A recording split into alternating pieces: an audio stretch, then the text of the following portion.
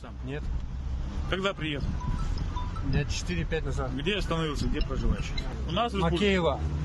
Макаева.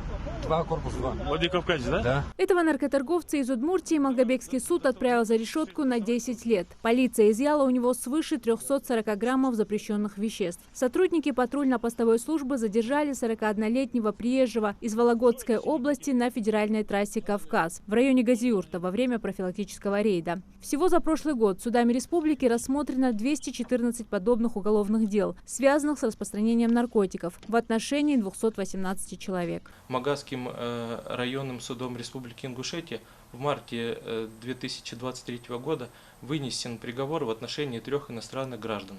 Указанным гражданам назначено наказание в виде отбывания наказания в колонии строгого режима сроком от 8 до 12 лет. Считается это тяжкое, особо тяжкие преступления, поэтому вот такие вот большие наказания. Поэтому предостерегаю граждан от незаконного распространения наркотических средств, и, соответственно, потребления.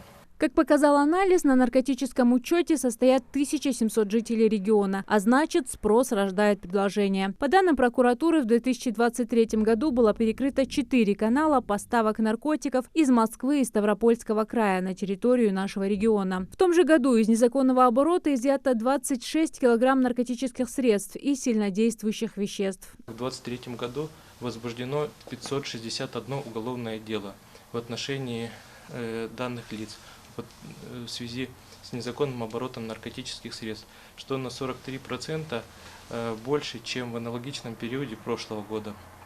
Кроме того, к административной ответственности привлечено 654 лица в связи с немедицинским потреблением наркотических средств и распространением наркотических средств.